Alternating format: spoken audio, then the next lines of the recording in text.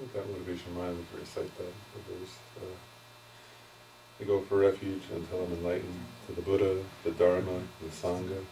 Through the merits of giving and the other perfections, may I become a Buddha to benefit all sentient beings. I go for refuge until I'm enlightened to the Buddha, the Dharma, and the Sangha. Through the merits of giving and the other perfections, may I become a Buddha to benefit all sentient beings. I go for refuge until I'm enlightened to the Buddha, the Dharma, and the Sangha. Through the merits of giving and the other perfections, may I become a Buddha to benefit all sentient beings.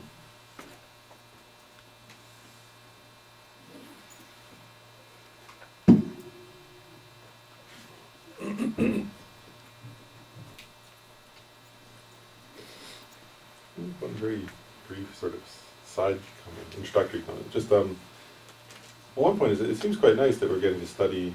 I mean, it's been great studying this text by Lama Tsongkhapa. And the other day I was just thinking, this is the 600th year since Lama Tsongkhapa. It's funny, like recently I heard a talk by Bob Thurman, and he was saying he didn't like to say. He was actually funny. He said, I don't like to say died exactly, because he said it's kind of, he was making this joke. He said Lama Tsongkhapa was kind of like Yoda at the time of death, where he appears in a different body, he was making this joke that he didn't, he said, but he did leave behind, what do you call it? He used the word from Ramdas, his meat machine, something like that. It's pretty funny. Anyway, 600 years since Lama Tsongkhapa sort of passed away. And so, like, this year there's kind of a celebration of Lama Tsongkhapa, and I was thinking about this text in particular because I guess if I remember, like, Lama Tsongkhapa almost died a number of years earlier. He came close to death, and then he recovered, and this is one of the latter texts in his life. So he wouldn't have written this text. It was one of the last texts he wrote, not the very last, but it was near the end of his life that he wrote this particular middle-length long-run text. So for me personally, I was thinking that, just feeling gratitude to Lama Tsongkhapa for his incredible writings. And in particular, I mentioned that partly because this section we're coming into now, we're in the section on special insight or emptiness, and now we're up to a small section, a medium-sized section about the title is showing how in dependence upon that persons appear like an illusion. And I was thinking about Lama Tsongkhapa because actually in general they say that in terms of Lama Tsongkhapa did many different deeds, but in terms of his writings, they say that on Tantra, a very unique factor is the way he was able to explain in detail the nature of the illusory body, which other people hadn't explained so clearly. Yeah. 260. But in terms of Sutrayana, it's this that he's considered to be very special. In terms of his ability to explain emptiness in such a way, other people had, of course, Chandrakirti explained it perfectly, but Lama Tsongkhapa made it very clear, so one would be less likely to misunderstand this idea of how, while things are empty, they appear and they function. Right? So emptiness is not nothingness, it's not annihilation, it's not nihilism.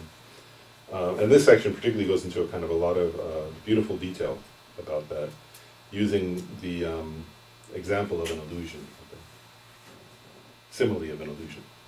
So was he seen as the first person to really get into the footing? It wasn't nihilism? No, other people had said that too, but one thing that, that had been, so Buddha had said that even. I think one thing that was kind of unique about Lama Tsongkhapa's well, there are a couple of things if you read it carefully and sort of look at it in context. One is he points out that, and actually if you read his writings, and then right now I'm reading a beautiful book by his disciple Kedrubje, who is following the third holder of the throne of Tsongkhapa. And they both really point out how everybody, says, oh, you should be free from the extremes of permanence and nihilism. But Lama Tsongkhapa points out how then many people, many authors, many teachers sort of then misunderstood where that middle was and thought they were not being nihilistic, but were actually being nihilistic. And so you could say that, like, there were mistaken ideas in Tibet, and there had been mistaken ideas in India before that. So like, so he was somebody who kind of clarified and sort of, I guess the way I would put it is he sort of explained those points in a way that made it. One is he clarified how you could mistake the middle way and without realizing you're being nihilistic, be nihilistic. And the other thing he did was he just explained it so clearly. Like one time when I was heard His Holiness Dalai Lama teaching on this, His Holiness was saying, it's really good to study the works of like the great Indian masters, right? Because he always says it's the Nalanda tradition coming from ancient Nalanda University. And he was saying, but when it comes to emptiness, he made this point I thought was interesting. He said, actually, he said this whole big thing which I really valued is he said, people have devotion to Lama Tsongkhapa and that's good. And then he said, but then like in the Gelugpa tradition, sometimes they'll think they're expressing that devotion by saying 100,000 miksemas, right? The name or the mantra or the Guru Yoga mantra of Lama Tsongkhapa. And so I said, that's good, of course, but actually if you feel devotion to Lama Tsongkhapa, the better thing to do is to read his 5 major treatises on emptiness. he said, because then you'll actually understand what Lama Tsongkhapa was saying, not just, and he said, then if you want to recite the mantra, good to know. But more important that you read his works. And he made this point that I thought was interesting, is he said, if you read those 5, this is one of those 5, and he said, if you read those, then you go read the works of Nagarjuna, Chandrakirti, Buddhapalita, and so on. He said, then you'll understand them. He said, otherwise, their works are quite difficult, actually.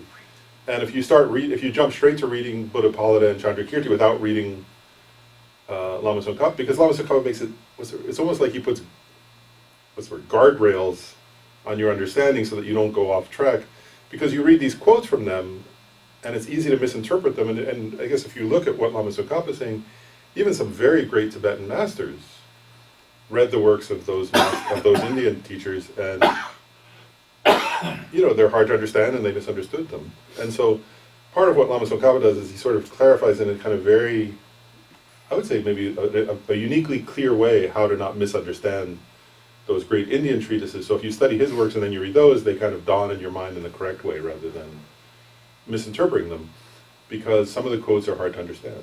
So I think that's maybe a better way to describe it. So it's not that nobody had talked about not being nihilistic, it's that he had, he kind of made it, he went into so much detail about here's how you could go wrong, here's how you could go wrong.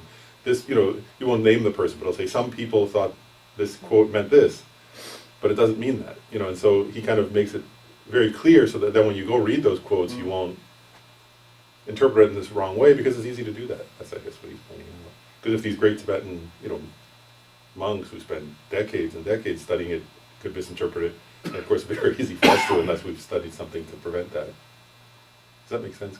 No, actually, and it actually kind of ties to, given my still limited exposure to all the different traditions, this is the one that comes up whether I'm in Europe or in Asia. He consistently comes up as the go-to person whenever you get into this debate about the whole concepts of samsara and nihilism and things like that. That he's always the one that people seem to raise. So I didn't know whether he was the first or he was simply seen as he was the first one who really got down the idea of how do you explain it in a way that I call us lay people can truly understand it, maybe. Yeah, I think sometimes I think that it's like for some, sometimes I sort of joke to myself. I mean, just in my own mind, that sort of thing. For somebody who doesn't have that much merit, who's not that brilliant like myself, then Lama Tsongkhapa's teachings are very helpful, because it's easy to, I can see how I would, like many times I'll read it, I'll be like, oh, I misunderstood it just that way, and he's clarifying that's the wrong understanding. And maybe for somebody who has sharper faculty, they say that actually. They say like, there are all these like ancient, like for example, the works of Maitreya, like, the 5 treatises of Maitreya. They say that when Maitreya taught them, like to a Sangha, he immediately understood the meaning of all of them, like, because he was somebody of very high faculties. But you think he was I sometimes think that Maitreya, when he was teaching the 5 treatises, he was actually in Tushita, which is a god realm, right? So he was actually, he wasn't actually, his main audience wasn't even humans, Right. So they had different kind of faculties. But if I read those 5 treatises without a commentary, like I read a paragraph, I'm like, I have no idea what this means. And then you read the commentary and it's like, oh, okay, that word has like 20 implications. And, somebody like Lama Tsongkhapa or many authors will explain those, and other, not just Galupa, other authors will too. But you need a commentary to understand it. For someone like myself, whereas people of very high faculties, I guess, could just understand it naturally. And I think the same thing happens with Nagarjuna. If you read Nagarjuna's texts, but if you look even like now, I remember when I was young, first getting interested in Buddhism, I was reading like early translations of Nagarjuna's, Mula Madhyamaka Karika, which is like the core text of the Madhyamaka school. And, and there were people, Americans and Japanese authors both, who were interpreting that as nihilistic, essentially. They were really totally misunderstood it, and they were translating it and saying in their commentary, this means nothing exists and everything's not, they were really interpreting it in a nihilistic way, which shows, they were scholars, they were professors somewhere, it shows how easy it is to do that. But then if you read Lama Tsongkhapa's commentary to that, then you can. You can disagree with Lama Tsongkhapa and then you can still do that. But there are other people, I think, somebody like Asanga, the equivalent, who could read it once and just understand it correctly because they have very high faculties. But for ordinary people, Lama Tsongkhapa is very kind because it's hard to do that.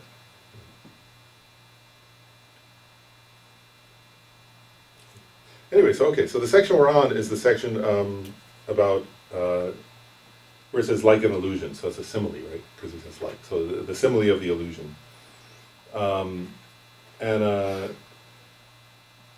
It's quite an interesting and deep section. So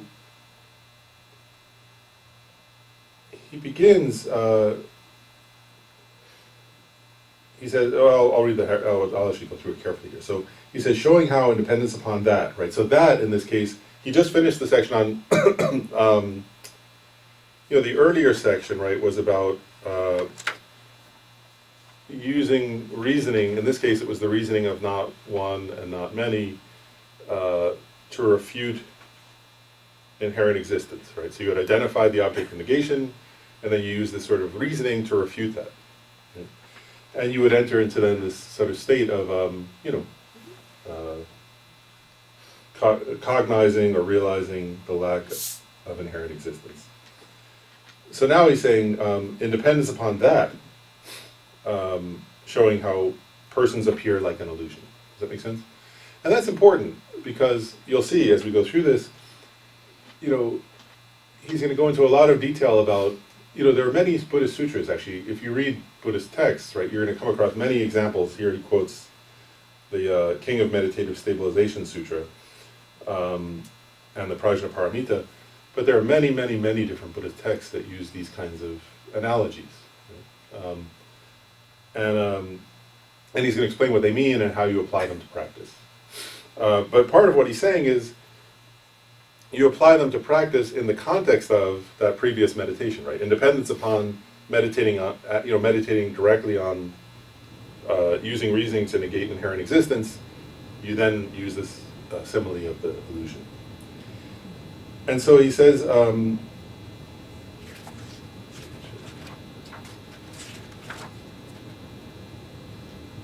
so first he says he's getting through. He says he's going to have two sections next. Well, in general, indicating the meaning of like an illusion and the method and dependence upon which things appear like an illusion. But then he says there's an unmistaken way of understanding appearing like illusion, and there's a mistaken way. And he's going to give the unmistaken one first. Does that make sense? So he's going to explain what does it actually mean. And he quotes here, it's called the Samadhi Raja, or King of Meditation, Samadhi, right? Meditative stabilizations, so the king of those. And so here's the quote. Like a mirage, a Gandharva city, like an illusion, just as a dream. Meditate on signs as empty of entity. Know all phenomena as like that. Then he says, in the Mother of the Victors, right? So that means the Prajnaparamita, right? So he's quoting another sutra now. He's just giving two examples of the many examples that have this kind of thing. So he says, in the Mother of the Victors, meaning the Prajnaparamita sutras, it is also taught that all phenomena from form through the exalted knower of all aspects, right? So that means from form, like a simple, any form, any simple object, all the way up to the Buddha. What is the exalted knower of all aspects? That's the mind of the Buddha.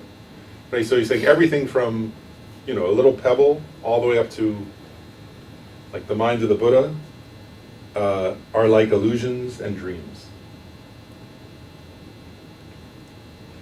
So first of all, pause there, right? Like, I mean, you know, if any, I mean, most of you here have read at least some Buddhist scriptures, right? So you've come across these kind of metaphors or similes. Things exist. And actually, you know what, so everybody knows what a mirage is. You know what a Gandharva city is? A Gandharva city, like in Indian mythology, or Indian, yeah, mythology, I should say. Gandharvas are these kind of, they sometimes translated as like scent eaters, but they're these, there are two different meanings to that, but in this context, they're these like, they're said to be these kind of non-human sort of spirits or beings who create illusory cities. So it's when it says a Gandharva city, it's like they say that, you know, in Indian mythology, if somebody were like on a, sometimes, you know, like actually many stories are like this, but there would be like somebody be on a journey and they would see this whole city and they would think, oh, it's like, you know, oh, I've arrived at Delhi or, you know, Bombay or something, and they would go into the city, but it wouldn't be it would like the city would disappear suddenly. It wouldn't, like, you know, and actually if you see like sometimes when you see what do you call it, like fairy tales, that kind of thing happens, right? Like the hero is on a journey and they go into some place and like usually it's not a city, it's usually a house, right? They go into a house and then they find out the house doesn't even exist. It's an illusion created by a witch or something like that. In this case, these spirits, these Gandharvas, would create these sort of illusory cities. And so the point is, you get the idea, like a mirage, right? It's similar to a mirage in the sense that it appears to be something, but it's not what it appears to be, right? It appears to be this big city, but it's not actually a big city, right? Mirage appears to be water, right? But it's not actually water, right? You could go in the desert, right? You could go a long distance to get to the mirage, you get a drink, and then when you get there, there's no water there. So it appears like one thing, but it's something else, right? An illusion, right? So an illusion, and they often give these examples, of course, but we, you know, actually we have illusions, don't we? They have, they use these examples from India, right? Where somebody would sort of have some object, and then they say certain spell or mantra, and then it appears, like, so a rock appears like a horse or something. It's like an illusion, you know, but actually our culture has plenty of illusions, we're good at illusions, so, you know, but anyway, what is the meaning of an illusion, right? Due to causes and conditions, something appears appears in one way, but it doesn't exist in that way, right? You know, so somebody uses, you know, magicians do that, right? When you go to a magic show, like it looks like somebody got sawed in half, but they didn't really get sawed in half, right? Well, everything that's on television. Yeah, exactly. I mean, Yeah. it's actually, it's with movies, a collection of still photos, and you think it's actually. Yes, we have lots of experience that way. Yeah, we watch it all the time. In movies, and yeah. And the last one, a dream, right? In a dream thing, you know, the person seems to be there, but then when you wake up, you realize they weren't there. Right? You have the other person in the dream. So now Lama Tsongkhapa says, he said, I'm going to explain the unmistaken or the correct meaning of like an illusion, right? So he makes a point. He says there are two actually correct meanings of like an illusion. And that's what he says in this next paragraph. There are two meanings of being like an illusion. And the first of them is emptiness itself, because emptiness is empty, you know. And he says that's one correct meaning of like an illusion, but I'm not talking about, he says, but that's not the main one I'm talking about here. He's not mainly talking about the second one. And the second one is something like the illusion-like appearance of that which appears while being empty. For among the two, here it is the latter. So he says, here I'm talking about ordinary conventional appearances and how they're illusion-like. So he's not talking about the emptiness of emptiness in this section mainly. Mainly he's talking about ordinary everyday appearances and what does it mean that they're illusion-like.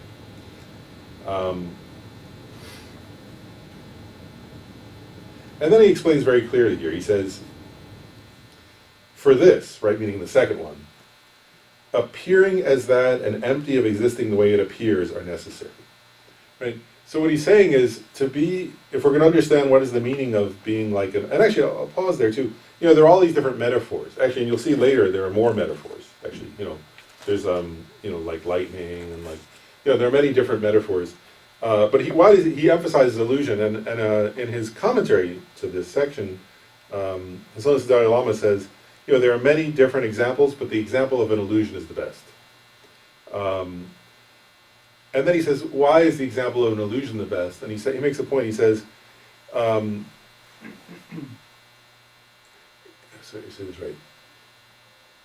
Because when you have an illusory appearance, first of all, it's undeniable that it does appear, right? Whereas you can't say, I had an illusion and nothing appeared, right? If it's an illusion, it means something's appearing to you, right? And how is it appearing? Due to various causes and conditions. I remember this, like, actually as a, when I was a little kid, actually, actually to entertain me, my grandfather, like, learned magic tricks. He wasn't a magician, that wasn't his thing, but career, but he just did it for fun, because he had grandkids now, so he went and, like, learned. And he would do these magic tricks when I would go see him, just for fun, you know, like, to make me and my sister and other kids happy. And later, like, when I got a little older, he would teach me them, you know, and my point is this, is like, so you're trying to create a false appearance for somebody, right? In that case, it's to entertain them, which is what illusionists do, same idea. And part of the thing that struck me at the time is like, well, you had to get really good at it, right? There was a sequence of things you had to do to make the magic trick work, and if you did them at all wrong, it was kind of a really bad trick, right? Like, it wouldn't be entertaining at all. It would look foolish. But if you did all the, like, parts of the trick correctly, then it was like, wow, you know, you'd be like, wow, because it really would appear one way and not exist. You know, something would appear to a person and it couldn't exist that way, right? It would seem, what's the word, like, impossible or miraculous or something, right? It was just a trick, but you had to do all the parts correctly, right? So what the point about illusion is this, is there have to be, it appears in a certain way due to causes and conditions. Does that make sense? That's why I'm using that, that's why I use that example. And the illusionist has to get all the causes and conditions just right, or the illusion won't appear, right?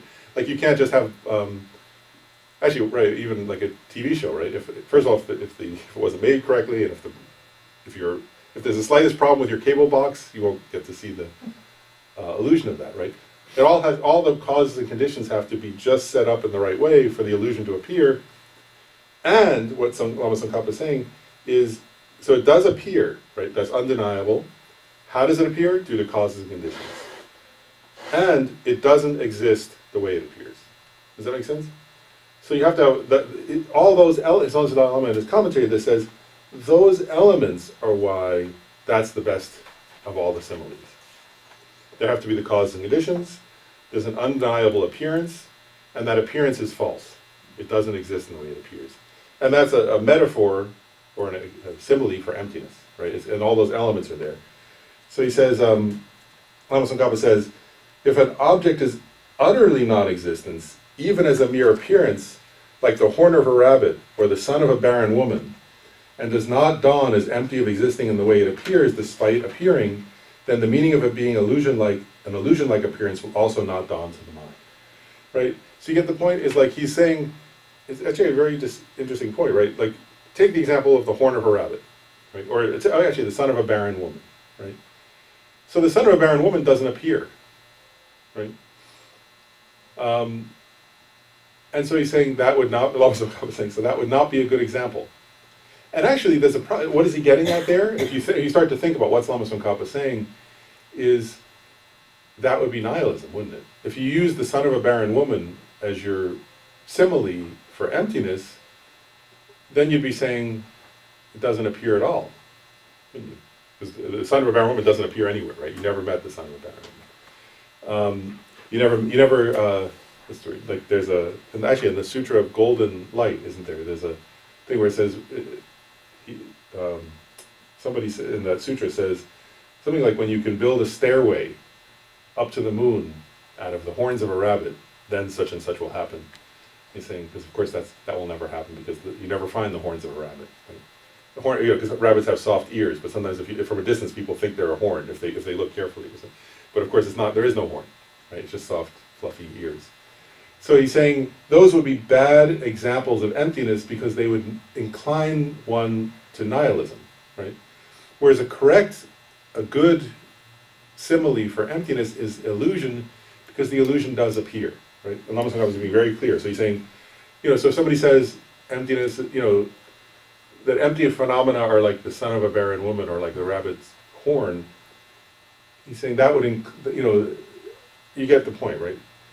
That's an implication that it doesn't even appear. And he's saying, so to understand, to have a good understanding, one has to have something, it does appear. It's undeniable it appears, but it doesn't exist how it appears. That's why we use these different metaphors, right? They also, the others also appear, right? The mirage, the Gandharva city, the dream. But he's using an example here of the illusion, right? It appears. Then he says, hence, this is how you understand other phenomena as resembling the example of an illusion.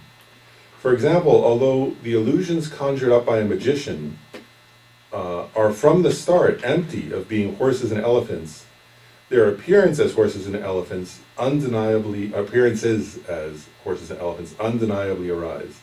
So there he's adding another point, right?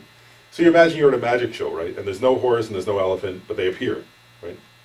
That's the trick in this case, right? Maybe now we can imagine maybe the person's using, what do you call those? Mirrors or holograms or something of that sort, right? Whatever, so they're making these appear, right? So now he's making an interesting point. He's making a couple points here. One is he's saying, if it's an illusion, you must have the appearance of the horses and elephants, right? And then he's saying, and also, it's not that it's not that there was an actual horse and elephant and then it becomes empty, right? It was always not a horse, right? The illusory horse you saw was never a horse, right? It's like, actually, just use, again, a more modern metaphor, right? When you see the person, like the musician saw the person in half, right? Sometimes, like, if people are in the audience and they don't know that trick, they'll, right? They make almost like a gasp, right? And then later, the person, of course, they pull out, they pull aside a curtain and the person's there, right? Oh, okay. Right? And it feels as though, she was put back together, right? But of course, and what he's saying is, she was never sawed in half in the first place. It was an illusion, right? And so what he's saying is, the illusory thing never did exist as what it appeared to be. Does that make sense? And that's how all phenomena, and he's making these points because, again, each of those elements applies to emptiness of all phenomena. All phenomena never existed as they appeared to exist. That's why he's using that part of it. That's why he's mentioning that. He says, understand that likewise, although phenomena such as persons are from the start empty of inherent existence, right?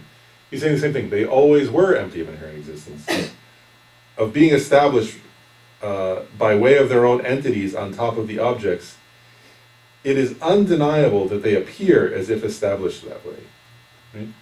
So you get the point there? He's saying, it's actually this analogy, the metaphor is getting at it's actually this simile of the illusion is getting at a very subtle, difficult point, which is, if things are empty of inherent nature, how is it that they appear? Right? Like if I and you, if persons are empty of inherent nature, how is it that persons appear? That's what he's exploring here, right? And he's saying, it's interesting, he's saying it's undeniable that persons appear as though they exist inherently, right? As though they exist from their own side, right? And it's undeniable, so you have to check, and again, you'd have to contemplate this in relation to your own experience. So it's undeniable, he's suggesting, that to yourself, you appear as though you exist from your own side. Also, everybody you meet, if you check, he's saying it's undeniable that they seem to exist from their own side, from their own entity, in their own right.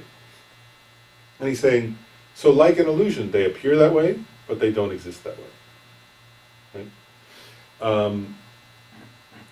Then he says, that being so, the appearances as a god, a human, and so forth are posited as persons, and the objects that appear as form, sound, and so on are posited as phenomena. Therefore, although persons and phenomena do not have even a mere particle of inherent existence established by way of their own character, the accumulators of karma and so forth, of actions of seeing and hearing and so forth, all the interdependent actions and agents are valid. This is actually the hardest, I think he's getting into like the hardest point about understanding emptiness. And I want to make a comment about this, because there's an implication here that he'll go into more later as he goes. I mean, it's already there, but as he goes along, right? Part of what he's getting at here is, so let's say you sit down and meditate on emptiness, right?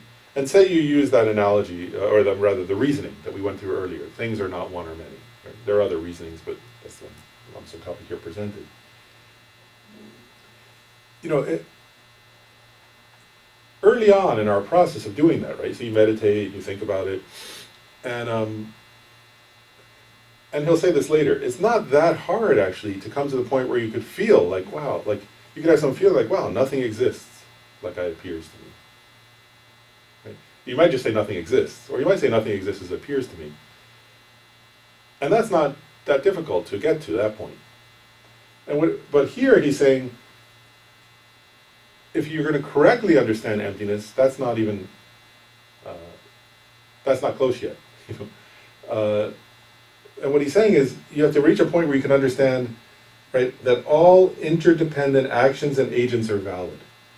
That perception, you know, that seeing, hearing, touch, karma, death, rebirth, all kinds of relationalities are valid and occur, and they're completely empty. How does he say it? They don't have even a particle of inherent existence established by way of their own character. Right? So you have to, I mean, if you listen to that sentence, right? I'm not going to read the whole sentence again, but think about that, right? Persons and phenomena. That's everything. Right? Everything. Physical matter, your mind, your emotions, your house, your car, your body, and your mind, and everybody else's minds, even the Buddha's mind, right? Now, listen to the sentence, right? This part of the sentence. Do not have even a mere particle of inherent existence established by way of their own character, right? Like, sometimes Lama Tsongkhapa says, not even an atom. Right? Not even, like, the scent of that. There's none of it at all, right? And at the same time, all interdependent actions and agents. What are actions or actions? You know that. Agents are persons, right? Are valid. That's difficult, right? And when you understand that, he's saying you have to understand that to understand emptiness. And then he says, all actions and agents are valid, therefore emptiness is not nihilistic. Right? So things, and this is very subtle, right? He's saying, it's undeniable that things appear, right? Just like the illusion appears. And they don't exist as they appear. And in that context, in an illusion-like context, everything you've ever experienced is empty and appears valid. And you know, there's what's the word?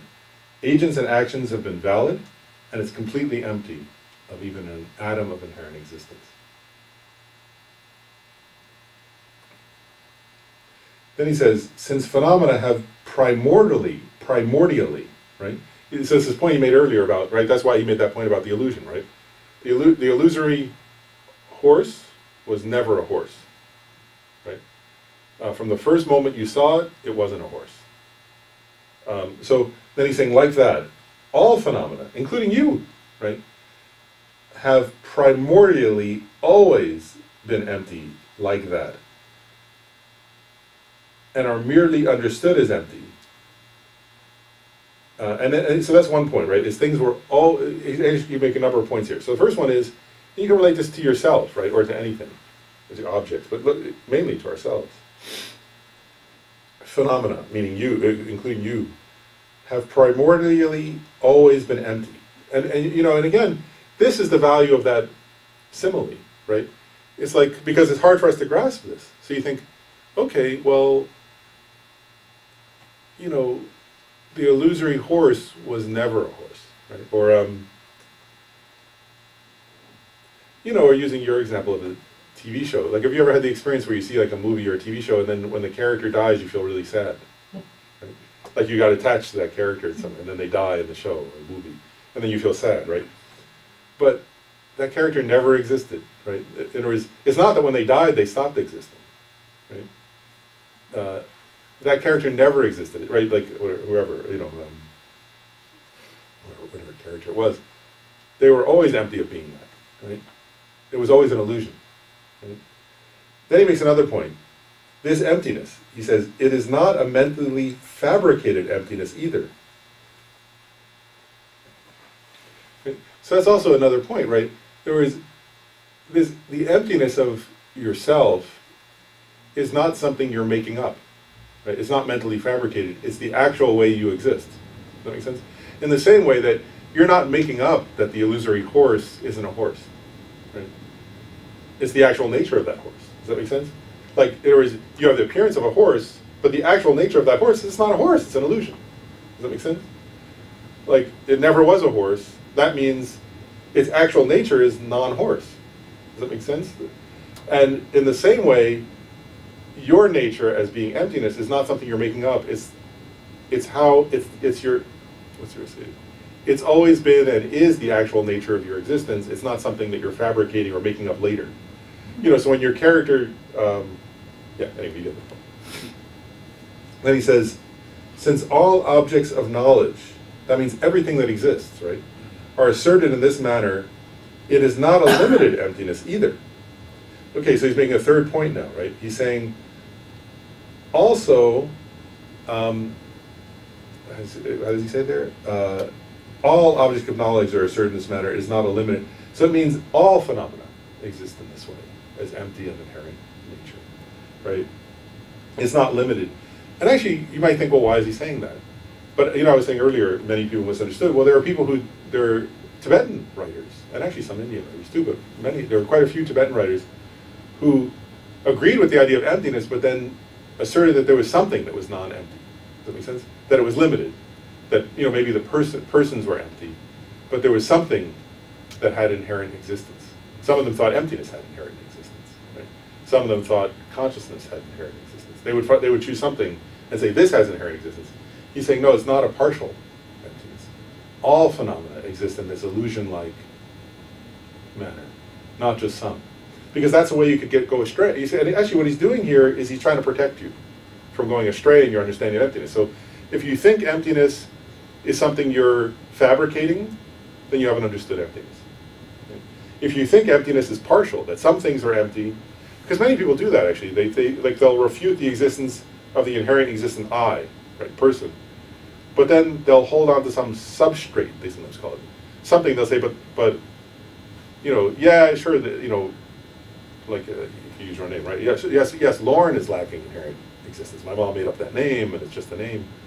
But there's something, they grasped at something that exists by way of its own nature. He's saying if you're doing that, you're not understanding emptiness. So what about consciousness? That's one of the ones that people sometimes hold on to as though it exists inherently or by nature, or is the, it's not to say, you know, is the, exists inherently or exists really or something like that. So what's your question? Well, if there's this consciousness stream that continues, is where we are, and then, so then what happens? I mean, it seems like there's, see what I'm getting at? And part of this is where it's great. I mean, this is part of what Lama Tsongkhapa is getting at here, right? Is if you ask, first of all, if you ask, does consciousness appear? Yes, undeniably. Actually, using his word, undeniably. Can anybody deny? Whereas if you look at your own experience, right, in this moment, you know, you'd have to say, well, where in this room? Of course, consciousness appears. And then, if you actually, you know, if we bring our attention to consciousness and ask, well, does consciousness appear to me to exist from its own side, you know, and by its own nature, or inherently, you know, have some kind of existence, yeah, from its own side? Say, yes. Right, that's what he's saying. And we're saying that, and Lama Tsongkhapa is saying, undeniably, if actually, that was what he said just a minute. Undeniably, they appear as if established from their own side, right? So you would say, does consciousness appear? Yes. Does it appear to exist in that way from its own side? Yes. And actually, but this is part of, it's actually an interesting question you're raising, right? Because part of what we're getting at here is this, and if you don't analyze that, then there's no question. Like you just say, there's consciousness. And that's, And there's not like, what's we say, right? There's not a problem, you could say. But then if we're getting at the illusion-like nature, right? Then we start to say, okay, so it appears to exist from its own side. So then if you start to do what, so different translators, different, I like the translation, ultimate analysis. So now you're checking, well, does it actually exist from its own side? Right? And then there are many different ways to do it, but the simplest one, I think, is you ask, okay, so if consciousness exists, it's like going to actually, in using the metaphors, I'm going to use the mirage one now. When the hazy appearance in the distance in the desert appears to us, and you say, first of all, is it appearing? Well, if the person's in the desert and they're seeing it, undeniably it appears, right? And does it appear to exist from its own side? Well, nobody thinks, like when somebody sees something that seems to be water in distance, you don't think my mind is constructing that appearance. You think there's water. So like that. But now you have to, now I'm going to do, I'm following the metaphor, or the simile. Let's go towards the mirage, right? So in the sense of consciousness, right? So if you ask on a conventional level, does consciousness appear? Yes. Does it appear to exist from its own side? Undeniably. Then when you engage in ultimate analysis, you could, in a very simplistic, simple way, you can start this. Okay, so if consciousness exists from its own side, then is it, let's start with this, is it future consciousness that exists from its own side, intrinsically from its own side? And you say, well, like, my consciousness 10 years from now doesn't exist from its own side. You know, actually, I could posit it conceptually, but it's not, I have no idea what that, you know, maybe you have to admit, right? I don't even know if I'll be dead, I don't know anything about that. So that doesn't exist from its own side. So if the 10 years from now one doesn't exist from its own side, then 5 minutes from now doesn't exist from its own side. If 5 minutes from now doesn't exist from its own side, then a second from now doesn't exist from its own side. If a second from now doesn't exist from its own side, then a quarter of a second from now doesn't exist from its own side. Right? And you can keep going smaller and smaller, and you have to, undeniably, those don't exist from their own. Right? They can be conceptually posited, but you can't find them, and they don't exist from their own side. So you say, okay, well, maybe it's past consciousness that exists. So you would say, well, does my consciousness of 10 years ago exist from its own side? And if you explore, right, you would have to say, well, actually, it's only my present consciousness that's positing and remembering a past consciousness, right? Like I can remember 10 years ago, well, maybe I can't, but if I look at a calendar hard enough, I could probably remember 10 years ago. You know, to remember exactly where was I at that moment or that time. But you'd have to say, well, it doesn't exist from its own side because actually I'm just remembering it, right? So it's my present consciousness that's sort of positing that past consciousness. So that doesn't exist from its own side. So if 10 years ago, then 1 year ago, then 5 minutes ago, then 30 seconds ago, right? None of those exist from their own side, right? So then you have to ask, well, all that's left is present consciousness. Right? And so then you start to explore present consciousness. And what you start to notice is, if you try to be aware of your present consciousness, by the time you're aware of it, it's already past. Right? And so you start to look, right? You start to realize, like, well, how short an instant could I find? And does that somehow exist from its own side intrinsically, independent of the past and the future? And you have to say, it all breaks down, doesn't it? And so if you search for an inherently existing consciousness, if you keep searching and searching, right, in the past, in the future, and in the present, actually it's interesting, isn't it? Because experientially you come to a point where you feel like there's nothing I can find at all, actually. And now we're at this difficult point that we're at, actually, right? Where you say, so it's like, it's a very fine line, isn't it? Where you could, without analyzing, it feels like consciousness exists from its own side, and is truly existent. If you analyze and you're not careful, you come to the point of thinking, well, consciousness doesn't seem to exist at all. Which is, of course, not correct. And this is where we get to what Lama Tsongkhapa was actually saying, right? It doesn't exist as it definitely. So then comes this point, right? It definitely appears. It definitely appears as if it exists inherently, and then when you engage in this ultimate analysis, you find it definitely does not exist as it appears. And we're going to keep going to explain what, further into this. But does that get, using consciousness, do you get what he's saying here, right? Because that's actually a great example of what he's saying, right? First of all, emptiness is not nihilistic. But you can see, you can see how it could start to feel nihilistic to somebody. If they really start to go, well, I can't, future consciousness doesn't exist from its own side. Past doesn't exist. Present doesn't exist from its own side. You can start to feel, well, does consciousness exist at all, right? And if you conclude it doesn't, then we've fallen into nihilism, right? And part of what Lama Tsongkhapa here is beginning to explore, though, is so how does it exist? And part of the answer is it exists like an illusion, like a mirage. That's why we go back. Now you can see why the Buddha said, like a mirage, like Gandharva city, like an illusion, just as in a dream. Meditate on signs as empty of entity. Know all phenomena as like that. Right? So you start to see what the Buddha was saying. Consciousness exists like a mirage, like an illusion,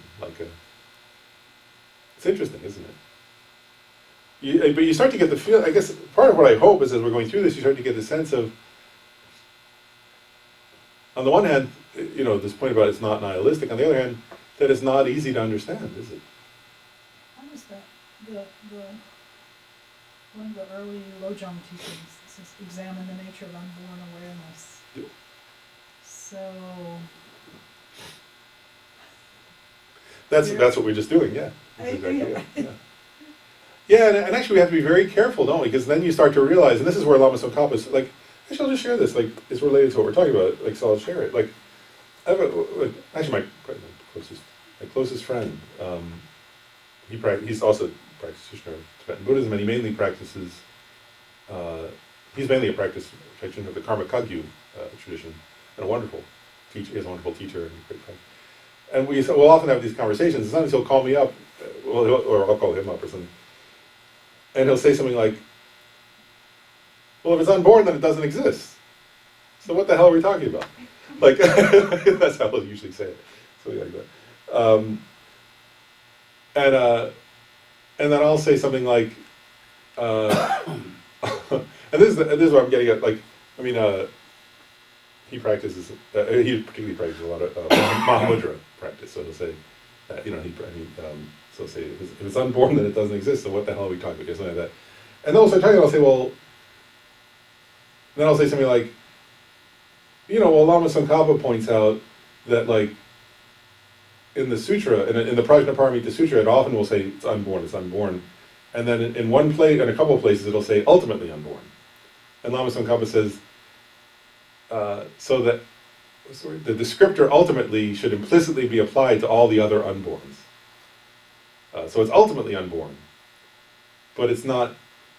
But if you say it's completely unborn, meaning it doesn't even appear, like the son of a barren woman, which is the analogy we just had, the son of a barren woman is literally and completely, in every way, unborn, right? And so I'll point that out. Just actually, not last month we were having this conversation. I was saying, so if you say it's unborn in the same way that the son of a barren woman is unborn, then you're nihilistic. If you say it's ultimately unborn, then that's a position one could uphold reasonably. Which is what we're getting at. So the nature of unborn awareness, right? If you say, it's actually interesting. Lama Tsongkhapa right here, right? That's why he said the son of a barren woman. That's why he gives that example. Is if you were to say the nature of awareness is in every way completely unborn, like the son of a barren woman, then you'd be nihilistic, right? But if you say, as we're getting at here, awareness, let's say it, appears in an illusion-like manner, right, due to causes and conditions. But if you search, you find if you do ultimate analysis, you find it's unborn. Ultimately it's unborn. It's unarisen. It never existed from its own side, right? That's acceptable. So that's what we're getting at there. And so and then we have to differentiate between not ultimately existent doesn't mean not existent at all. Right? Ultimately unborn doesn't mean unarisen in every sense, because the appearance has arisen. So that's and that's what we have to get at, and it's the same meaning as in that lojong. In other words, this lamrim and the lojong have the same intended meaning.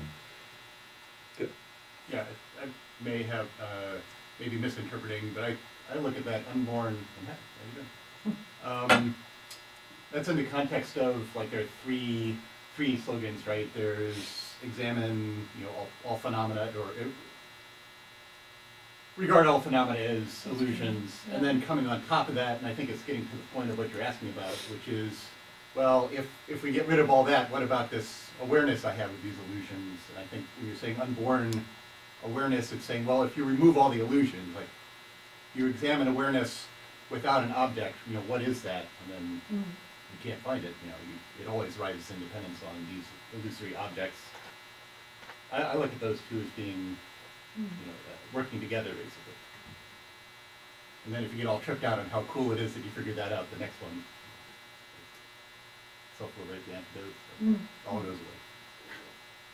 Nowhere to hang your hat. But many people do. I mean, in Buddhist thought, there are many. Lama Tsongkhapa critiques this in a sense. There are examples of times where people, grasp at awareness as a kind of substrate, and sort of feel. Like this is what you're applying. And sort of feel as though that's what is truly existent. Right. And if you and Nagarjuna says, if you grasp at that, then the sense of an I will come back. Yeah. That's what Nagarjuna actually said. He says, he points this out. He says, if you grasp at any substrate as truly existent, then as long as you're grasping at that substrate, the sense of I will return.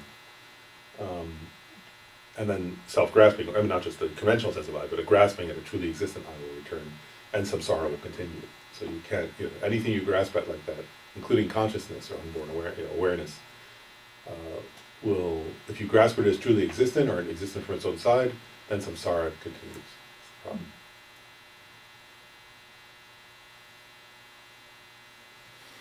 Did you have a comment or a question? Well, the question is that,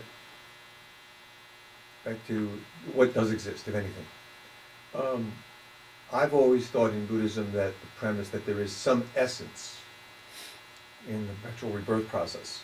So, this picture of someone behind you right now that you say is the 14th reincarnation. If nothing actually exists, what's being reincarnated all these times? And why are we at the 14th one now in this particular lineage? Or is there some essence that does exist that makes him the Dalai Lama?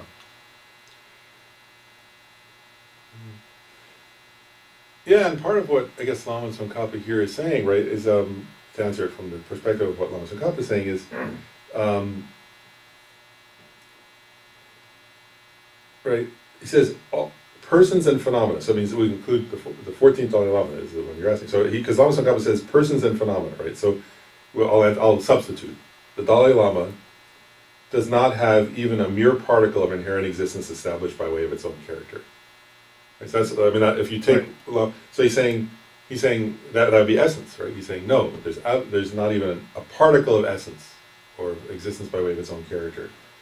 He says, and yet, the interdependent agent, right? Meaning, and yet an interdependent mere appearance of the Dalai Lama is valid. If we actually take Lama Tsongkhapa's words and just substitute for your question, he's saying there is no essence, and yet as an interdependent mere appearance, There is an appearance of the Dalai Lama. You can't deny that, right? But You've, that- you've but gone, that- in, but you've that- gone all the way to Europe. But that appearance is In Asia. the physical being. Which is dependent on causes and conditions. Right. So, I mean, is it just arbitrary that that person ended up being the 14th one versus another child in Tibet 83 years ago was picked as the reincarnation? And no, that's why, again, that's a great question, but that's why I was saying earlier, right? Like, and actually we know this, right? Like, if you have this slight, I was giving, that's why this analogy of the, or sort of simile of the illusion is important, right? So going back, like, I'll use the example of, I'll use your example of a TV show. Right? Like, because we know this actually, like, there's actually in one way, you know, like, if you sit down and you press your, whatever, remote or something, and then you start to watch, Game of Thrones or something, right? It's popular, you know. It seems very simple. Right? Oh, there it is. There's whoever, right? And yet, like, if you're on the wrong channel, you won't see that. If you didn't pay for HBO, you won't see that. If there's even one wire wrong in your cable box, you won't see that. If the power is out somewhere, you won't see that. If the line coming into your house that's 7 blocks away is somebody cut it by accident when digging, you won't see it. And so on. All the factors, so like it's an illusion, right? I mean, a TV show is literally an illusion, right? But it still does exist. It exists in the illusionary sense. You Yeah. just can't see it at that moment because of technical issues. And that's what we're getting at, though, about agents. When Lama Tsongkhapa here says agents exist, right? What he's saying is, it's not random. It can't just be anybody, right? Like, because if it could, it'd be like when you came in, it would be correct to say, "Hi, Paul," right? But that would be wrong. You're not Paul. Paul's over there. You know, like, that would be mistaken, right? And so what Lama Tsongkhapa is getting at is, because otherwise it would be misunderstanding, right? Where he says, how does he say it?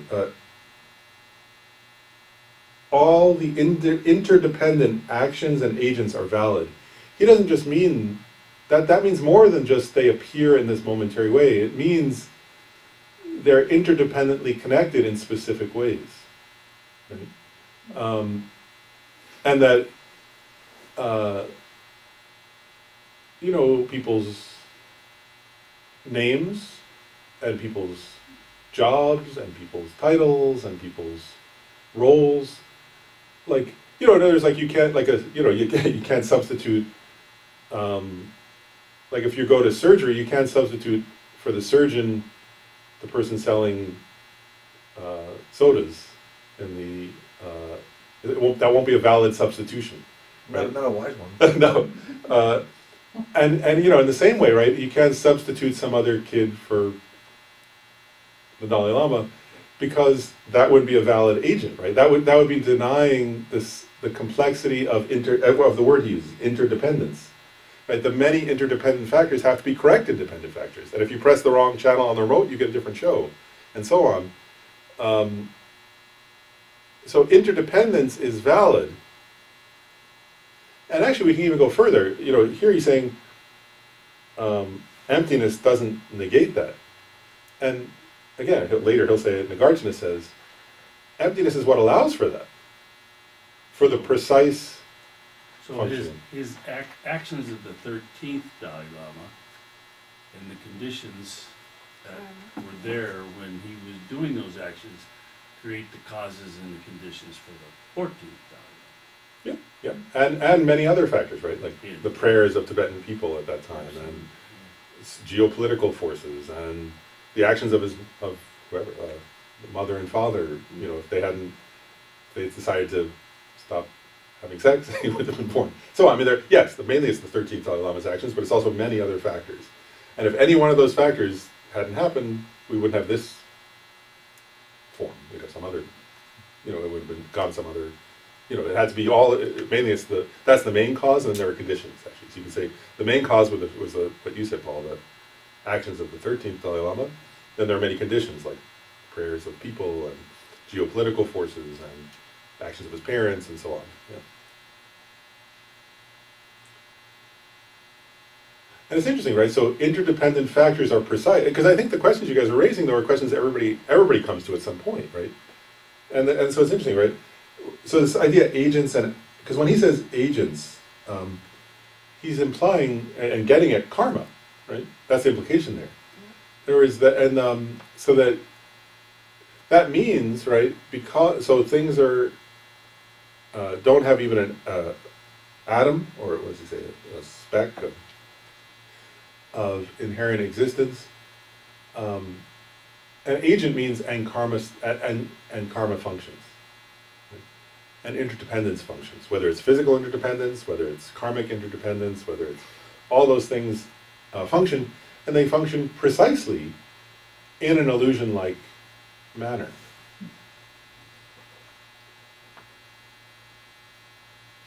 There's the image I keep thinking of the knowledge we have from physics, the table that your book is on being actually primarily empty space with molecules that are constantly in motion. But it still holds up your book. Yeah. So both of those are true, Yep. which is weird, but yeah. Yep. It's true. It is weird. It's true. Yeah, somehow, It's another point you're making. Things don't exist as they appear. That's another way of saying it. yeah, Things yeah. don't exist as they appear to exist. But yet that table has to be made in a precise way, and the elements of the wood have come together in a precise way. Otherwise, it wouldn't work as a table. So, Yeah, the cause and conditions have to be, again, just right? Just so, or it doesn't function. yeah. But the conditions, just as a review, can the conditions be influenced by the karma? In that example of the 13th Dalai Lama? Yeah. Can be influence the future conditions by which the 14th Dalai Lama exists? Mhm.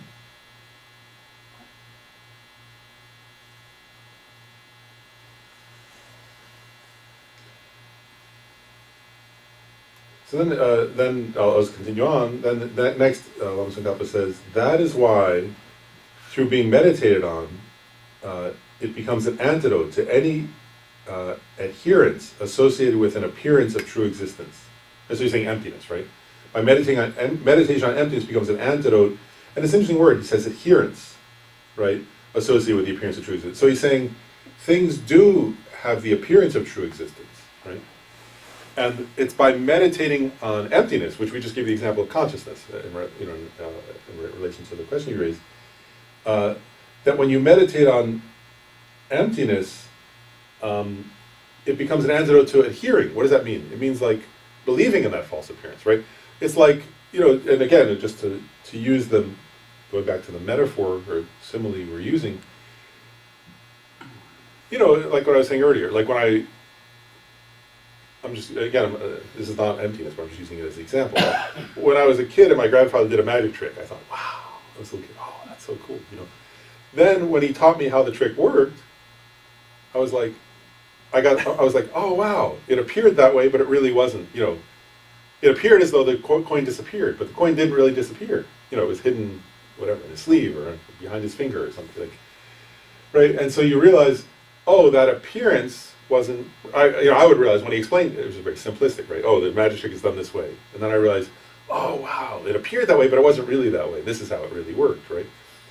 He's saying, similarly, when you meditate on emptiness, you have this appearance of true existence, and you say, oh, wow, it doesn't really exist that way. It's not real. Does that make sense? So you have that kind of recognition. He says, this profound meaning is not unsuitable to become the object of any mind whatsoever.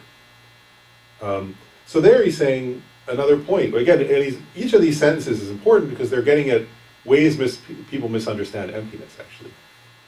So another point he's saying here is, this profound meaning, that means emptiness, right, is not unsuitable to become the object of any mind whatsoever.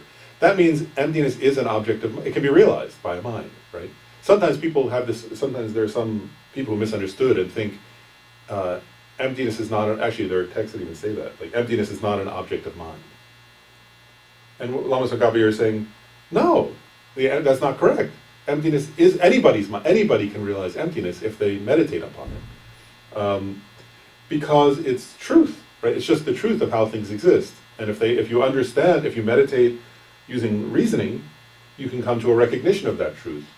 So it's not, and it's an interesting point. It's subtle, isn't it? If you think about what he's saying, emptiness is not fabricated by the mind, right? He already said that, but it can be an object of the mind, right? So emptiness is not something you're making up, like as if you're making up a story, right?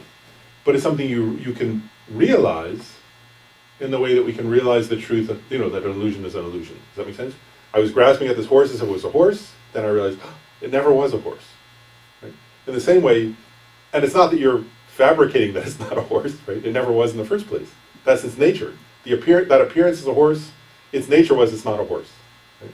And you can realize that. He's saying, similarly, by meditating on emptiness, the understanding of emptiness can become an object of your mind. You can realize it. And it's not something you're making up, it's that you're realizing the actual nature of things.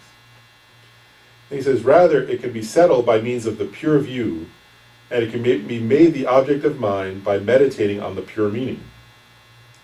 Therefore, it is also not an emptiness that cannot be practiced at the time of the path, or one with nothing to see or realize. So again, there, he's just pointing, he's telling you, hey, you can realize emptiness. You personally can realize it, which is good news, right? Nice to hear. And the other is, though, he's saying, he's just pointing out emptiness is not, actually I want to say another point here, is that also he's saying, sometimes people have this idea that, like, let's see if I say it right, I'm trying to think of the right word for this. That emptiness is it's actually kind of a wrong view. It is a wrong view. And it's some idea that, like, almost like that emptiness is some utterly other thing that you escape to. That, and what he's, so it's like, and then it's not something you can practice, almost like it's someplace you go or something like that. Emptiness is not that. And what he's saying here is emptiness, first of all, it's the nature of phenomena. It's not something far away, right? It's actually the nature of how you exist, how the chair you're sitting on exists, how the room exists. That's one point, right? So it's not some other thing, but also it's not something that can't be practiced, right? It's something that you can practice, that you can become more familiar with, and that you can eventually realize, and so on. Because again, sometimes people have this idea that it's something that can't be practiced, it's not an object of mind, and that's not correct. So he's just pointing that out. Next, he raises an objection. He calls it a doubt, or I think these outline points are by Trijang Rinpoche. I guess Trijang Rinpoche calls it a doubt. Setting out a doubt that the ascertainment of reflections as empty of what they appear to be is an ascertainment of their being empty of inherent existence.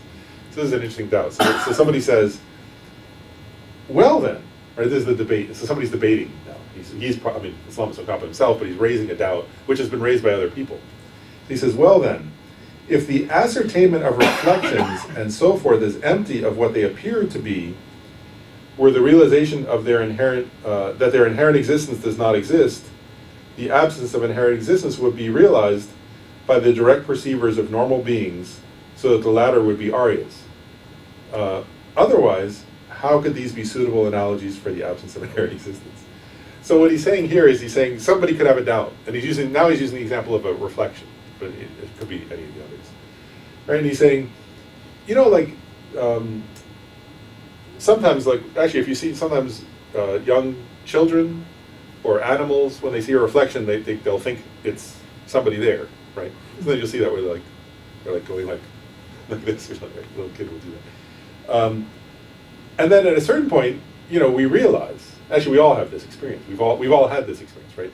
Where you realize, you wake up in the morning and you're brushing your teeth and you see your face there, and well, that's not really, that is the appearance of my face, but it's not really me. right? That's not really my face is over here, right?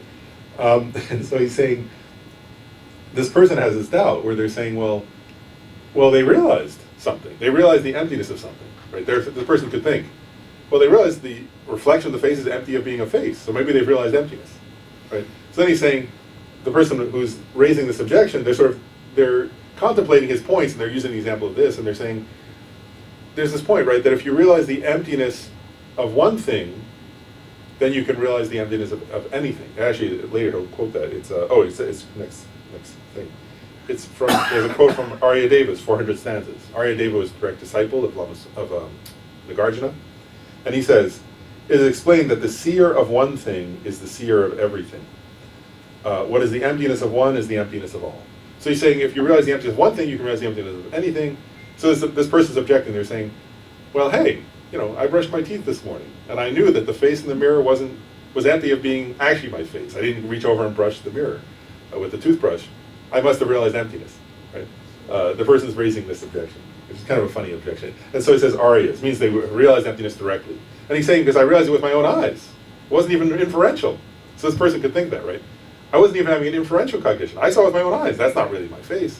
So I realized it directly. I must have realized emptiness directly, right?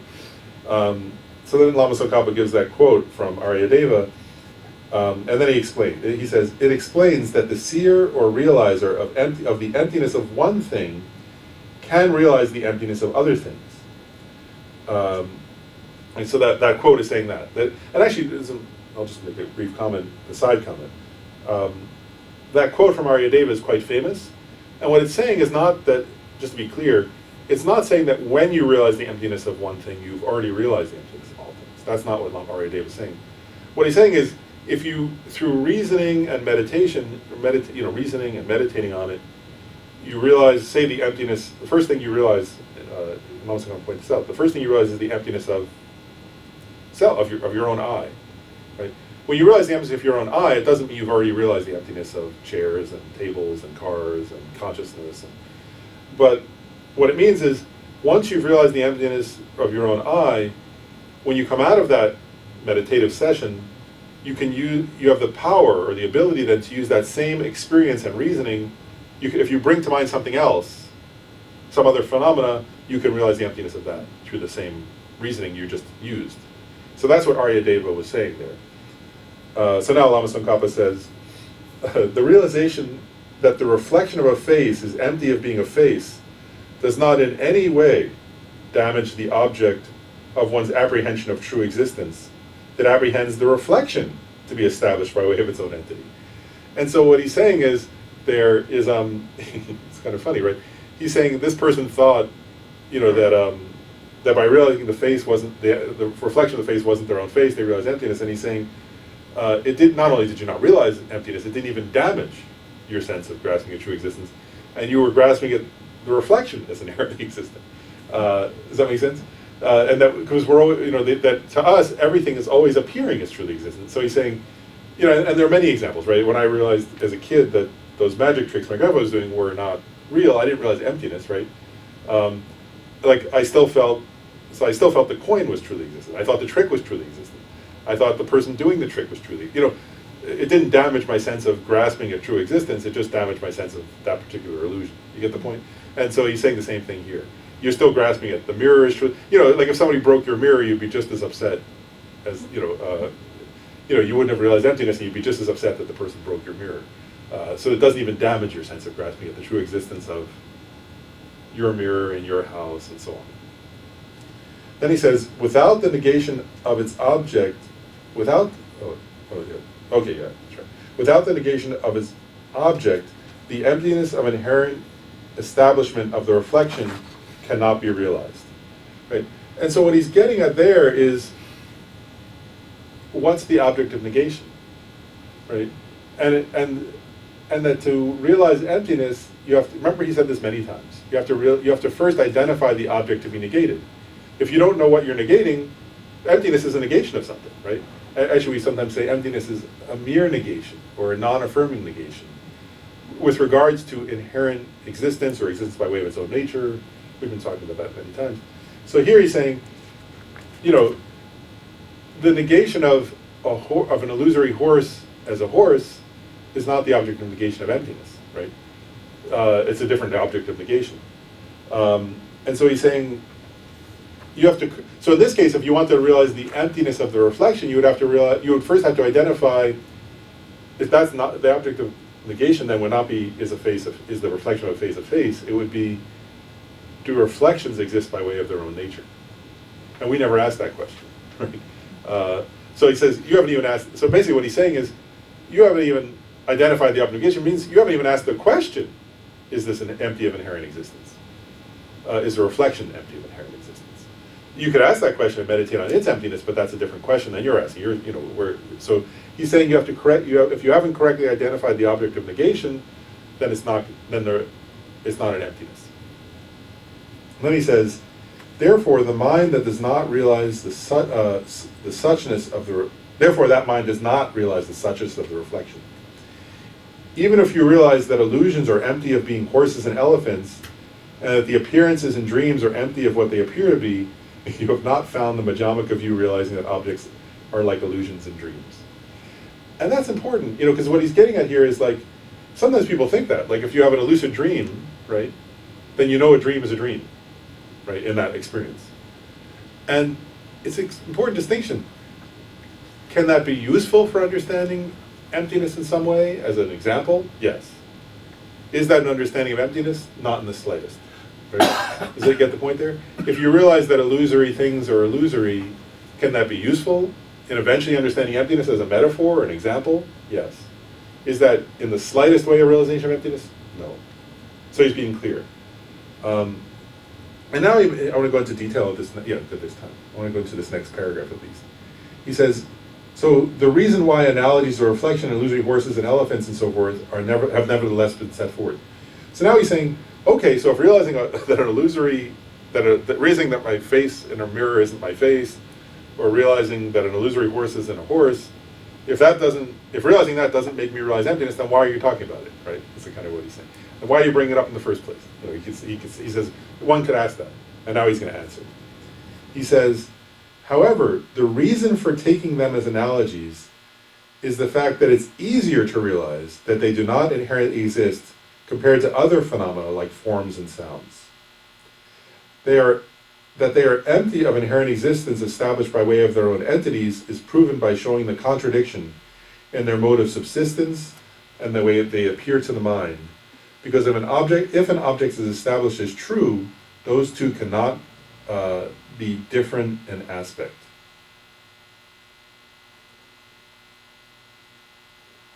I'll keep going and then I'll explain it because it's important. You need to first allow yourself to realize that these examples, well known in the world, are false, lack inherent existence, and then generate the realization that other phenomena not well known in the world are false and lack inherent existence. The meaning intended by stating that the need for a sequence, in which one of these two is earlier and the other later, is not that by realizing emptiness of one phenomena, the emptiness of all phenomena are explicitly realized. Rather, the meaning is that when the mind turns to whether other phenomena do or do not truly exist, it is able to realize it. So, he's making a number of points actually in that paragraph that are important, right? But he's saying, so you get the point. First he's saying, well, why are we using these examples of illusion? And so he's saying a number of things. One is, I want to start with a very simplistic part. Even just getting this point that,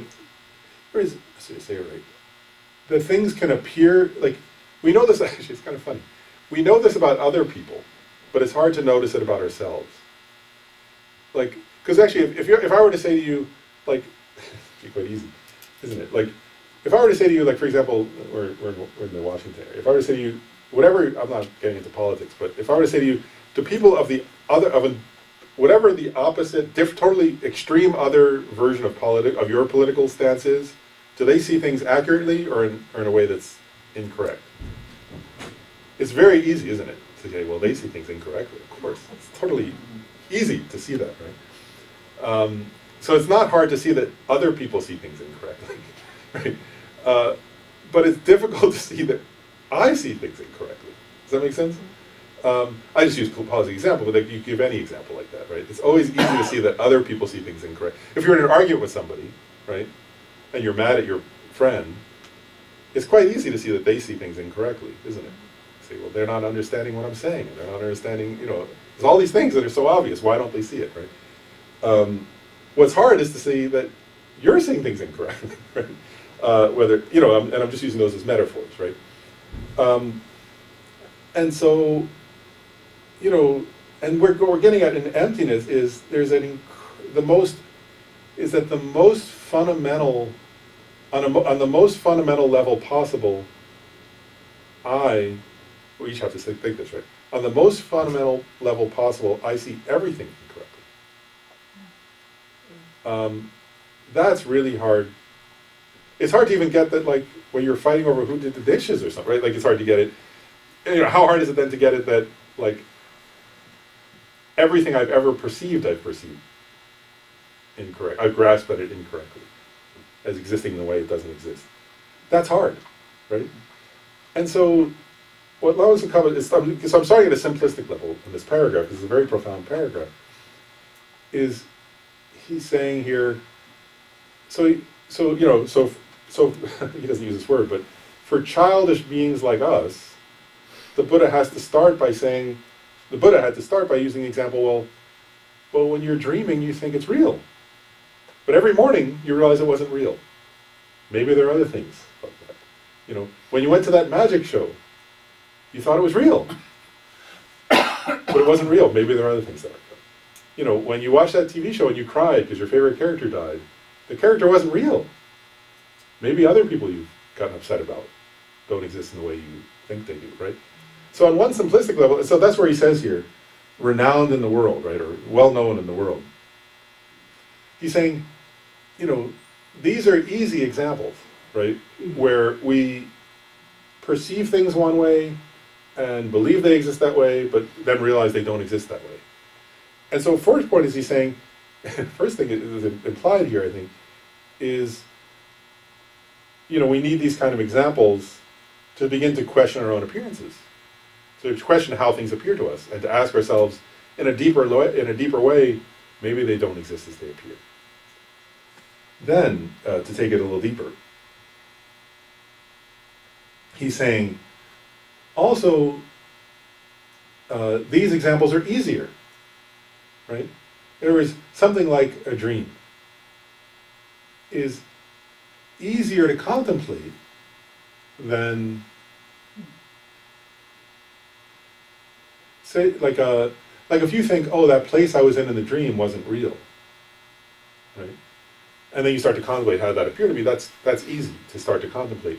Whereas if you were to say to yourself, my house doesn't exist in the way I believe it exists, that's harder because what does it say? Forms and so on, right? Forms means like that, like your house, right, or your body, right? That's hard to. It's hard and sometimes even frightening to question. So he's saying, so for various reasons, he's starting to give different, so he's saying, so it's easier to begin with these examples, right? And then he's making another point here. He makes this point which is more subtle. He says, in one of the sentence after it says 320, it says,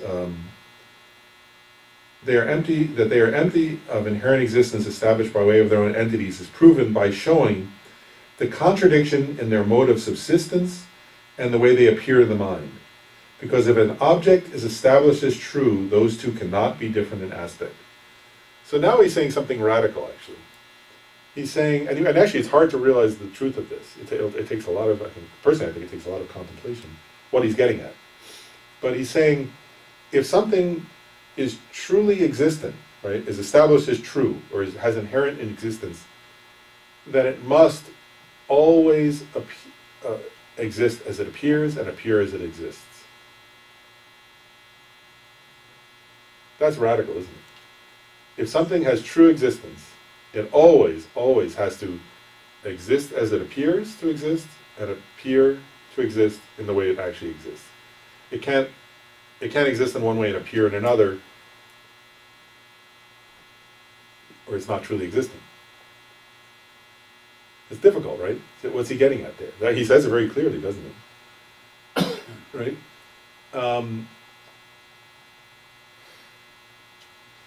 I want to give, like, again, he's getting at something more subtle than this, but I want to just, like, I'll give a simplistic example for a second.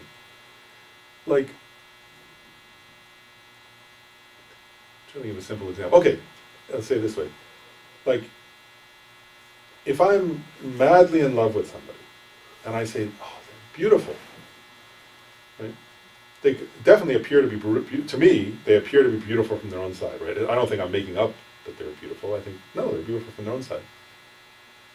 And then if somebody else can look at that person and say, oh, hideous, right? This is what he said, then they can't be beautiful from their own side, right? It has to be, or again, I'm using an example that's not emptiness, right? It's like a simplistic example, right? But then what do we say? Beauty must be in the eye of the beholder, right?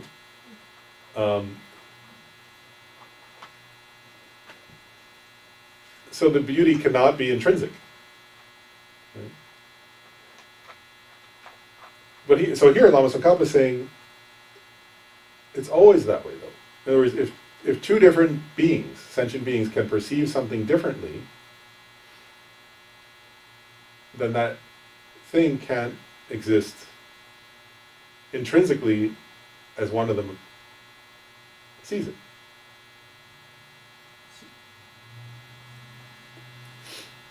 It's difficult. It's interesting. Yeah, what do you think? I mean, would that mean like the Buddhas wouldn't exist at all? It's not to say it's an illusion, but all of us, like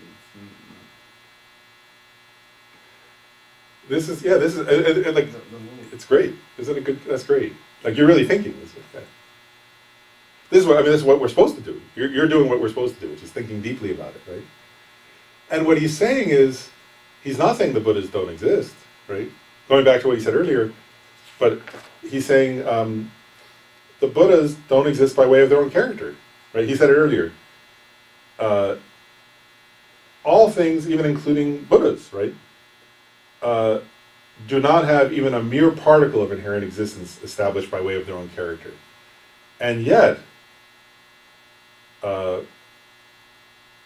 all the interdependent actions and agents, including Buddhas, are valid, right? So he's not saying Buddhas don't exist. He's saying Buddhas exist in an illusion-like manner. But even Buddhas don't have inherent existence, right?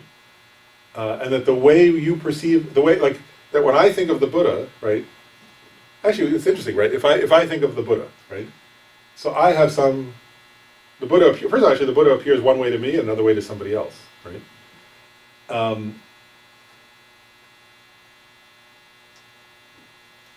Actually, the Buddha appears very differently to like a bodhisattva on the sixth bhumi than it does to an ordinary person, and again differently to an arhat. Appears differently to different kinds of beings, right? And so one point is, so can the Buddha exist from its own side, or his own or her own side, as any one of them perceives Buddha? Can't be, right? And so what he's saying is, and yet the Buddha still appears, right? And appears due to various causes and conditions, interdependent factors. So is there an appearance of a Buddha? Yes. Does the Buddha appear as though the Buddha exists intrinsically from his or her own side? Does appear that way. Does the Buddha actually exist that way? No. The Buddha is empty of existing in that way. But how about the Buddha in the way the Buddha is omniscient, right? That from their point of view, the way they see things or see objects, is that permanent? Does not exist as well? I'm not talking about from the point of view of the Buddha, which we do not know, but do they see that as the true existing object? No, it's interesting. What they say actually, it's an interesting point. that you're raising, because according to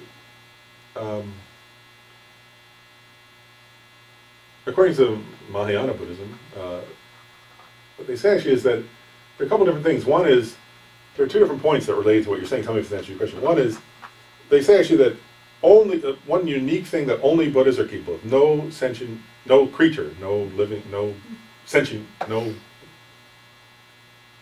being. Let's put it that way. Make it broad, because Buddhas aren't really sentient beings. They're Buddhas, but they're not suffering sentient beings. But one point is, they say even bodhisattvas on like the 10th bhumi can't do this. Only a Buddha can simultaneously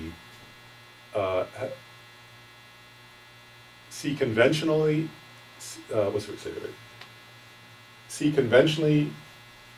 see conventional appearances and directly realize emptiness at the same moment. There is other bodhisattva, like bodhisattvas, they say, can directly realize emptiness, but then when they come out of it, things appear to them as if truly existent. They can know they're not truly existent. They can know they exist in an illusion-like manner, but they still appear to them as if they were truly existent. Buddhas don't have the appearance of true existence, or inherent existence. So that's one point. So the Buddha doesn't have false appearances, in that sense.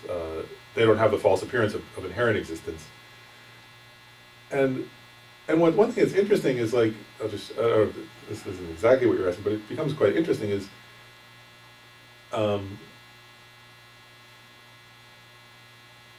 because a Buddha is omniscient, so like if, say in a given moment, 10 different people are looking at a certain thing, and they're each seeing it differently, it's quite interesting, isn't it? If the Buddha is omniscient, what the Buddha is aware of, one thing the Buddha is aware of is the 10 different ways those different beings are perceiving. Right. But they say that, it's interesting, they would say, if the Buddha has any perspective, so the Buddha is aware that 10 different beings are perceiving differently, and the Buddha is aware, you would say, like say 10 different people are looking at this pen and perceiving the pen differently. The Buddha is aware they're perceiving it differently, and the Buddha is aware of the emptiness of the pen, which is its ultimate nature.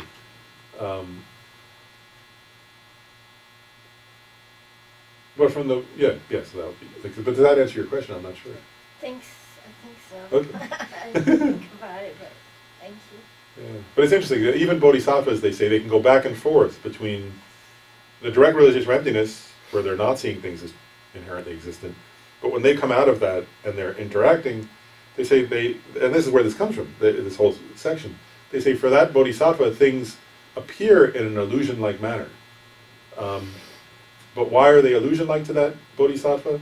Because the bodhisattva still has the appearance of true existence, but is aware. That's why they say that bodhisattva is like the magician, doing the show, actually.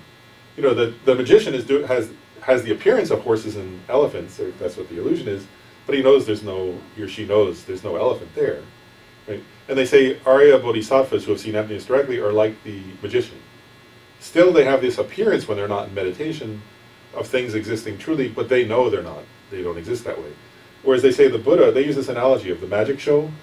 They say ordinary people are like the people who showed up at the show and are like, oh no, the elephant's going to stomp on me. Bodhisattvas who have seen emptiness directly are like the magician. They still have the appearance of the elephant, but they're not afraid of being stomped on because they know there's no elephant there. But then they say Buddhas are like somebody, they use in that analogy, they say, if someone showed up at the magic show after the spell had been cast, they use that metaphor, they say the illusion appears because of a mantra and a spell. But they say the Buddha is like somebody who showed up after the spell has been cast, who doesn't see, they see all the people going, oh wow, oh look at the elephant, look at the horse. They know what those people are seeing, but they don't see an elephant, no. They don't have a false appearance. That's a metaphor of that, where it appears in Chandrakirti's Majjhimaka Avatara. He goes into that. So he says, he gives those 3 points. He says, ordinary people are like the audience who think it's actually real. Those who've seen emptiness directly are like the magician. He says, but the Buddha is like somebody who doesn't even, who sees that everybody, he knows the magician is doing a show, he knows the people are getting scared or excited or happy, but he doesn't see the false appearance. he knows they're seeing a false appearance, but he doesn't see a false appearance. It's an interesting metaphor for using the analogy of the illusion.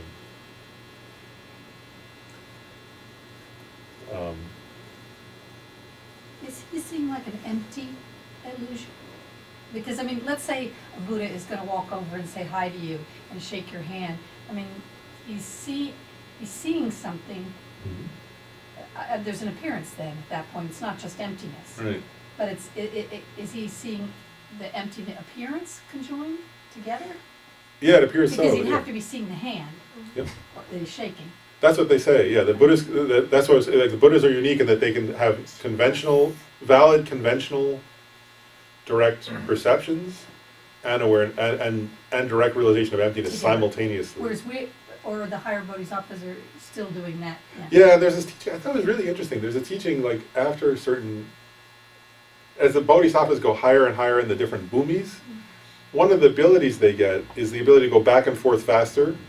Like, you know, like at the first movie, the bodhisattva I mean, this is my own imagining from reading the text, but like, imagine like they have this direct realization for the first time and they kind of come out and they're like, I mean, they're completely different, but I think kind of like having to adjust almost to like this new, you know, whereas somebody at the 6th or 7th or 8th, you know, 6th or 7th bhumi, let's say, they're able to kind of go, you know, like, I don't know, something like back and forth very fast, whereas the first bhumi bodhisattva can't do that.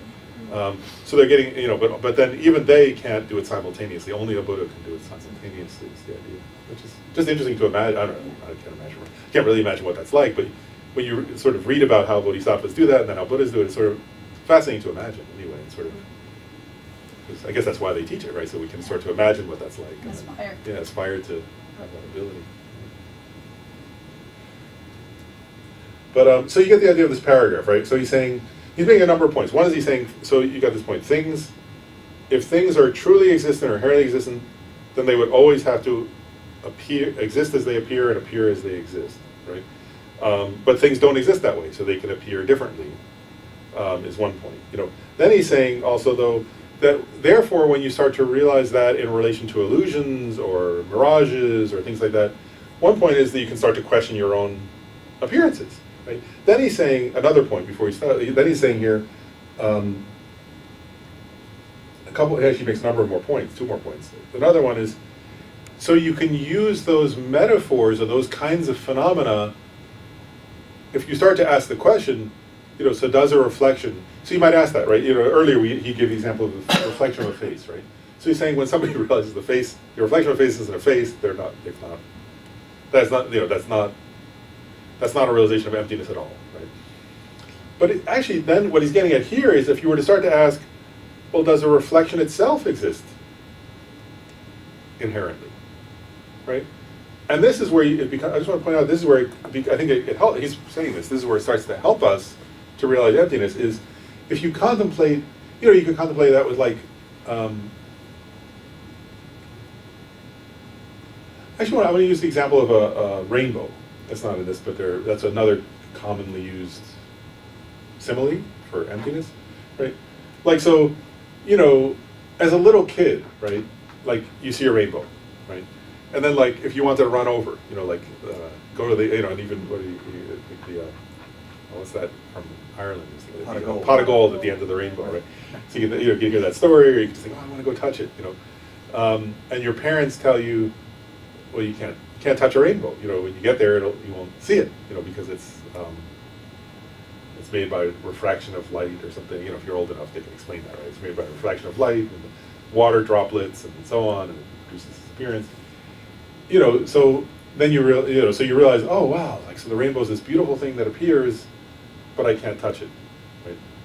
So first of all, using this, what I'm saying, is that a realization of emptiness? Absolutely not, right? No, that's not a realization of emptiness.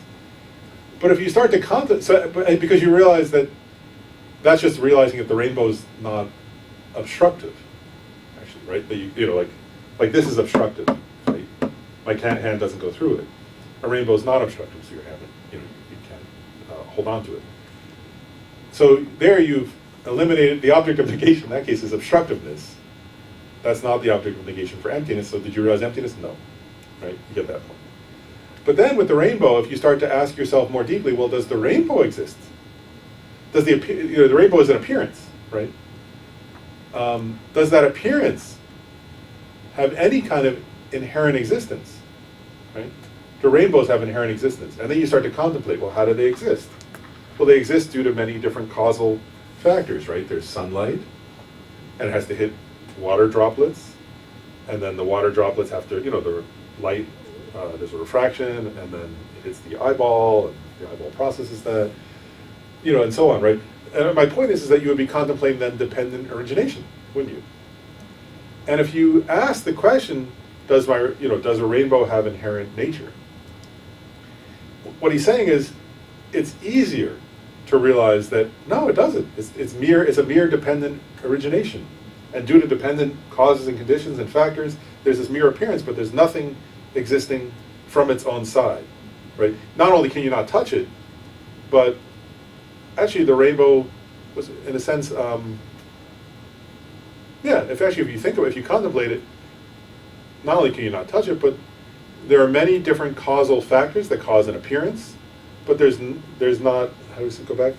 I'll use Lama Tsongkhapa's own words, right? There is not even a mere particle of inherent existence established by way of its own character, right? And so you could realize that. You could actually realize the emptiness of the rainbow, right? And what he's saying is, if you do that in relation to the rainbow, it's easier. And then you would have to say, well, and do I exist in the same, does this body or this I exist in the same way? Does that make sense? And what he's saying is, it's just easier with the rainbow. And if you realize that in relation to a rainbow, then apply it to your own I, and there's a sequence. And so he says, so he's saying there's a sequence, right? That's why he's saying there's a sequence. It's easier to use the example of a reflection or an illusion or a rainbow, and you can understand dependent origination and appearance, but lacking inherent nature. And then you can apply that to your own I or your own body and realize the emptiness of that. And that's where he says the point I said earlier about the quote, right? Where does he say it? He says here, the need for a sequence in which one of these two is earlier and the other is later is not that by realizing the emptiness of one phenomena, the emptiness of all other phenomena are explicitly realized. That was what I was saying, going back to the quote from Aryadeva. So it's not that if you realize the emptiness of the rainbow, you suddenly realize the emptiness of all things. But he's saying, rather, the meaning is that when the mind turns to whether other phenomena do or do not truly exist, it is able to realize it. So you got what I'm saying? So in other words, if you apply, in this case, I'm giving the example, the reasoning of dependent origination in relation to a rainbow, right?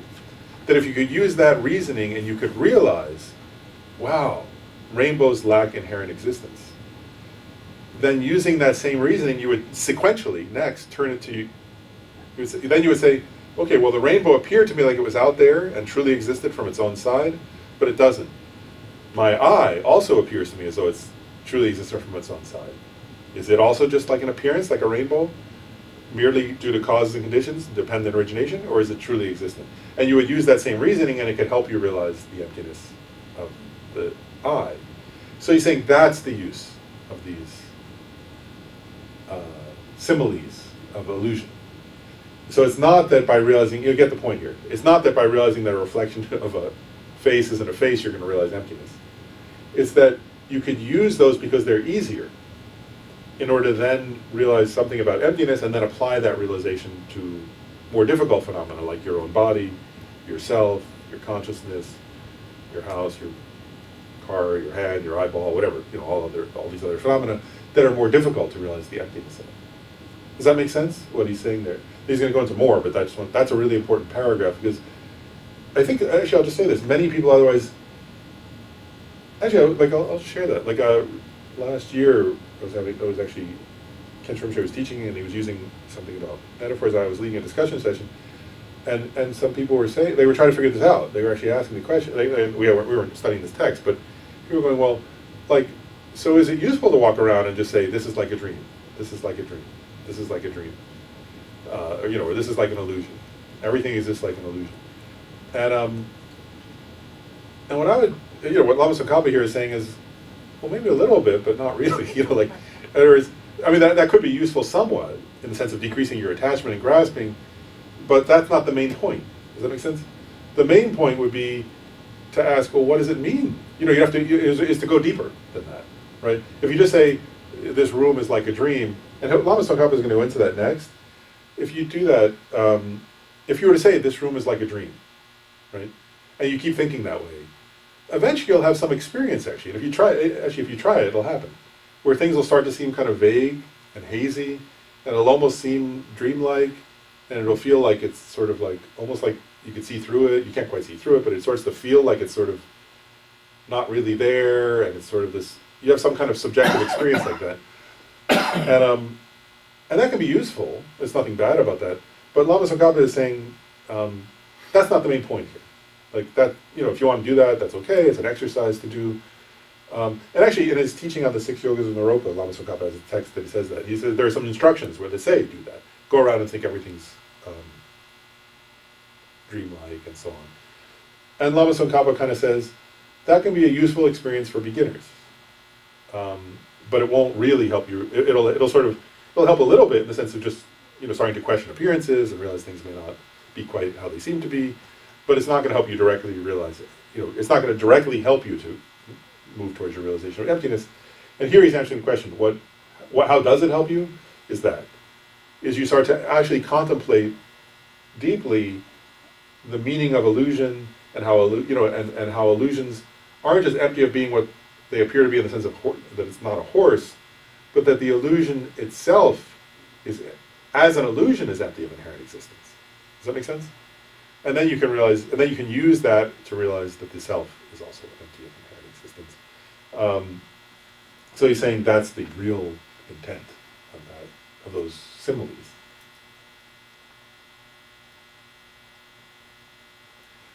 I suppose we just have 5 minutes. Any questions about that before? Because I don't know if I should start the next paragraph or stop there or try to decide. Kind of mulling through, I have some ways of approaching it, but I'm curious about maybe like the pithy answer to the other side of it, like you know, going to the other extreme from vague and illusion, like if we, you know, see that, you know, appearance dependent origination functions so well as like it might as well be like that, right? You know, things are, you know, samsara dependent arising, you know, functions very precisely, very completely. Like, why not just go with that program, right? You know, why are we? Like why meditate on emptiness? Yeah. Well, and that's where I guess one has to go back, you know, and that's why Lama Tsongkhapa, if you think of the beginning of this whole section, emphasized this point, is one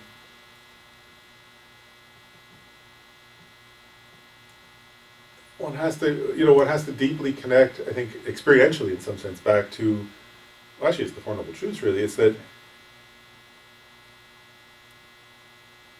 it's what's the cause of suffering, you know, and that it's this subtle belief, you know, and I'll just say that, you know, like, you know, if you meditate on the Four Noble Truths, right, and on the nature of suffering, the cause of suffering, you know, I think early on, like if you go back in the section in Lam Rim,